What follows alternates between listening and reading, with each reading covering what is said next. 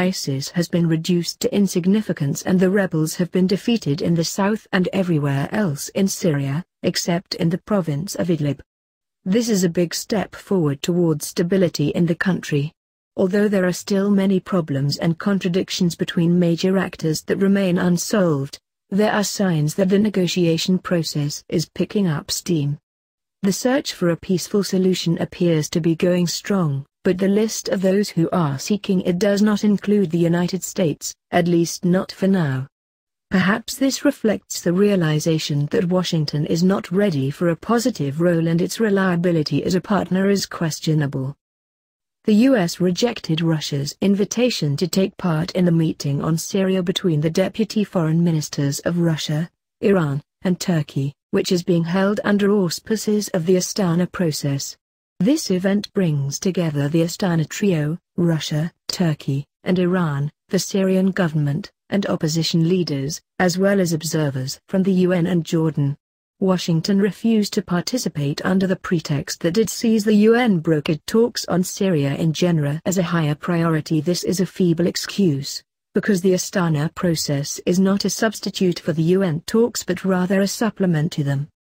The two are not mutually exclusive.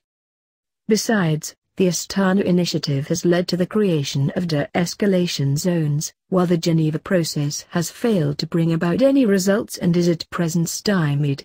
While criticizing the diplomatic efforts of other nations, the U.S. has not generated any initiative of its own. It was announced that Turkish President Recep Tayyip Erdogan was seeking to hold a summit in Istanbul with France, Germany, and Russia. Ankara's ties with Berlin have been very strained recently. Last year, the German military had to leave Turkey's Incirlik air base. France and Turkey are also divided on many issues, including their attitudes toward the Syrian Kurds. Paris strongly opposes Turkey's EU membership.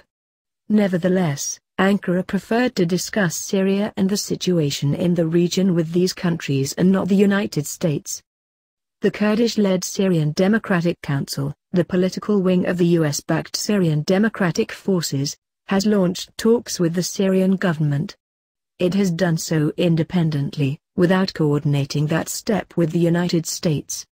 The council said on July 28 that it and the Syrian government had decided at a meeting in Damascus to form committees on various levels to develop negotiations to end the violence in Syria.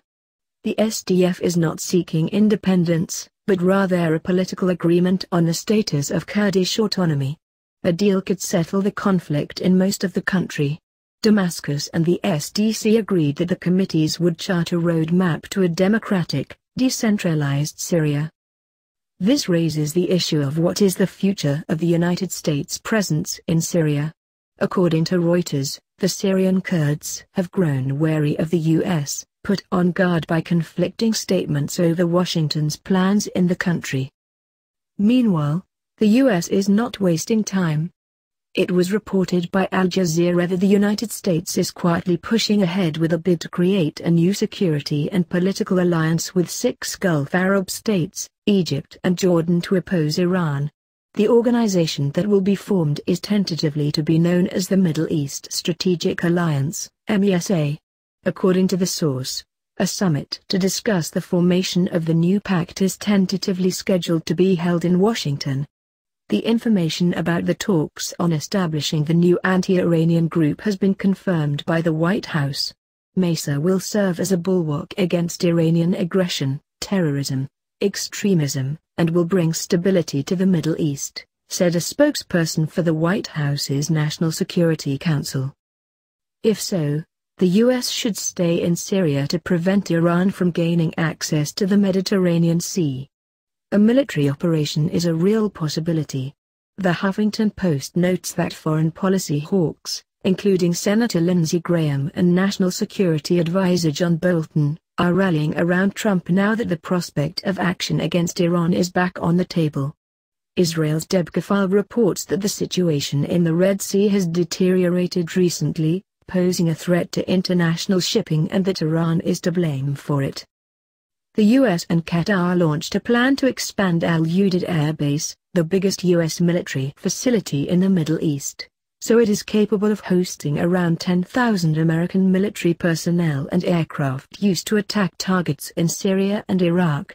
Representatives from both countries have laid the cornerstone for expanding the military facility.